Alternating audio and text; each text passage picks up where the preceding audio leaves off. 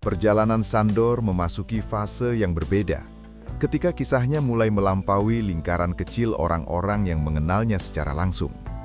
Apa yang sebelumnya hanya menjadi cerita dari mulut ke mulut, perlahan menemukan jalannya ke ruang yang lebih luas.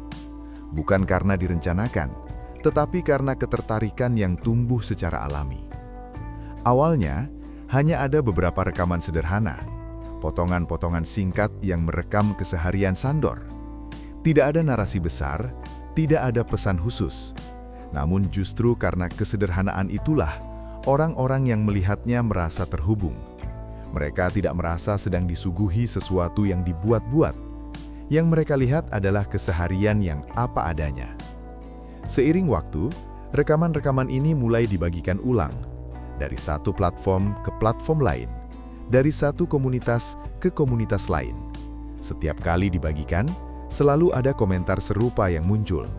Rasa penasaran, pertanyaan tentang apa yang membuat Sandor terasa berbeda. Dan dari sinilah, nama Sandor mulai dikenal oleh orang-orang yang bahkan belum pernah melihatnya secara langsung. Yang menarik, penyebaran cerita Sandor tidak didorong oleh satu akun besar atau satu figur tertentu. Ia tumbuh dari banyak akun kecil, dari banyak sudut pandang. Setiap orang yang membagikan, seolah menambahkan potongan kecil ke dalam cerita yang lebih besar. Tidak ada narasi tunggal. Yang ada adalah kumpulan pengamatan. Fenomena ini menunjukkan bagaimana perhatian publik bekerja di era digital. Sesuatu yang jujur dan konsisten seringkali lebih mudah diterima dibandingkan sesuatu yang terlalu dibuat dramatis. Sandor menjadi contoh bagaimana kisah sederhana bisa menemukan audiensnya sendiri tanpa perlu dipoles secara berlebihan. Diskusi tentang Sandor pun mulai berkembang. Di kolom komentar, di grup percakapan, dan di forum-forum daring, orang-orang mulai berbagi pendapat. Ada yang membahas karakter, ada yang membahas perawatan, ada pula yang sekadar menikmati ceritanya sebagai hiburan yang menenangkan. Semua ini terjadi tanpa adanya arahan tertentu. Hal lain yang menarik adalah bagaimana orang-orang yang awalnya tidak tertarik pada dunia unggas ikut terlibat dalam percakapan. Mereka mungkin tidak memahami detail teknis, tetapi mereka tertarik pada cerita. Ini menunjukkan bahwa kisah Sandor berhasil menembus batas minat, menjadi cerita yang bisa dinikmati oleh berbagai kalangan. Seiring dengan meningkatnya perhatian, muncul pula berbagai interpretasi. Ada yang melihat Sandor sebagai simbol ketekunan, ada yang melihatnya sebagai hasil dari perawatan yang sabar, ada pula yang melihatnya sebagai pengingat bahwa sesuatu yang tumbuh perlahan seringkali memiliki daya tarik yang lebih bertahan lama. Tidak ada satu tafsir yang dianggap paling benar. Menariknya, meskipun perhatian terus bertambah, Sandor tetap berada dalam kesehariannya. Tidak ada perubahan drastis dalam rutinitas. Tidak ada upaya untuk menyesuaikan diri dengan ekspektasi publik. Dan justru konsistensi inilah yang semakin memperkuat ketertarikan orang-orang. Mereka merasa sedang menyaksikan sesuatu yang tetap jujur terhadap dirinya sendiri. Fenomena ini juga memperlihatkan bagaimana audiens modern menghargai keaslian. Di tengah banyaknya konten yang berlomba-lomba mencari perhatian, kisah Sandor hadir dengan ritme yang berbeda. Lebih pelan, lebih tenang, dan karena itu lebih mudah diingat.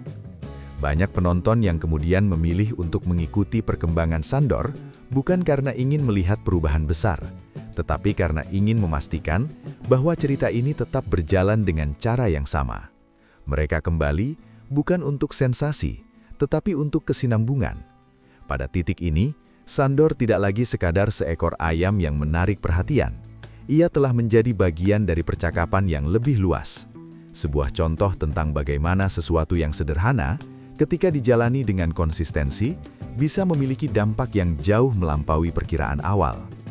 Dan ketika sebuah kisah telah menyebar sejauh ini, pertanyaan berikutnya muncul secara alami. Apa sebenarnya yang membuat orang-orang begitu menghargai Sandor? Nilai apa yang mereka lihat? Dan mengapa kisah ini terus dibicarakan, bahkan oleh mereka yang baru mengenalnya? Jawaban atas pertanyaan-pertanyaan ini membawa kita ke bagian berikutnya. Bagian di mana kita tidak lagi berbicara tentang penyebaran cerita, tetapi tentang makna dan apresiasi yang tumbuh di baliknya. Ketika sebuah kisah telah dikenal luas, perhatian seringkali bergeser dari proses menuju makna. Begitu pula dengan Sandor. Setelah perjalanan panjang yang telah dilalui, banyak orang mulai melihat kisah ini bukan lagi sekedar tentang seekor ayam, melainkan tentang nilai-nilai yang tumbuh di sekitarnya. Nilai pertama yang sering disebut adalah konsistensi. Sandor menjadi contoh bagaimana sesuatu yang dirawat dengan cara yang sama dari waktu ke waktu dapat membangun karakter yang kuat. Tidak ada jalan pintas, tidak ada perubahan mendadak, hanya kebiasaan yang diulang dengan sabar, hari demi hari. Nilai berikutnya adalah kesederhanaan. Di tengah dunia yang seringkali menuntut sesuatu yang besar dan mencolok, kisah Sandor justru mengingatkan bahwa hal-hal sederhana tetap memiliki tempatnya sendiri. Keseharian yang tenang, rutinitas yang stabil, dan perhatian yang cukup ternyata mampu menarik begitu banyak orang.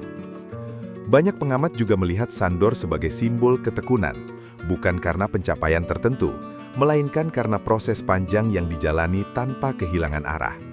Ketekunan ini terasa nyata karena tidak ditampilkan secara berlebihan. Ia hadir dalam detail kecil yang justru membuatnya terasa lebih dekat. Apresiasi terhadap Sandor pun tidak selalu diwujudkan dalam bentuk pujian besar. Banyak orang menunjukkan apresiasi mereka dengan cara yang sederhana, dengan mengikuti ceritanya, dengan meluangkan waktu untuk menonton, dengan berdiskusi secara sehat.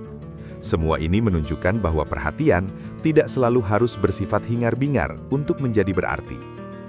Hal menarik lainnya adalah bagaimana Sandor memicu refleksi. Bagi sebagian orang, kisah ini menjadi pengingat bahwa hasil seringkali merupakan akumulasi dari proses yang panjang, bahwa sesuatu yang dibangun perlahan dengan fondasi yang tepat memiliki daya tahan yang lebih baik.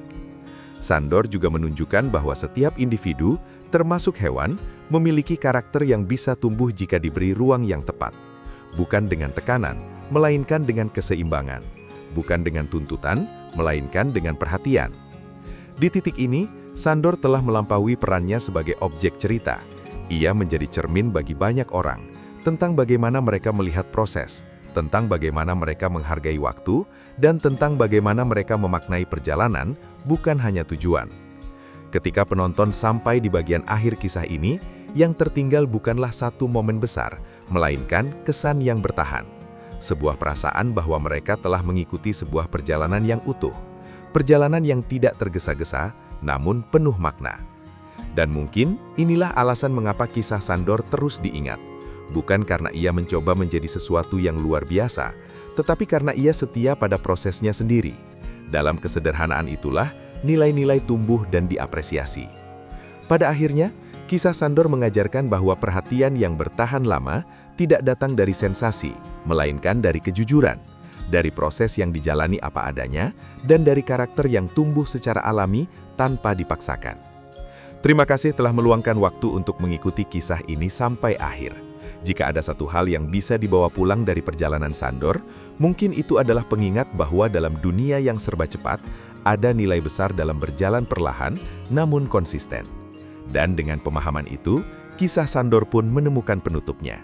Tidak dengan suara keras, tetapi dengan ketenangan yang justru membuatnya terus dikenang.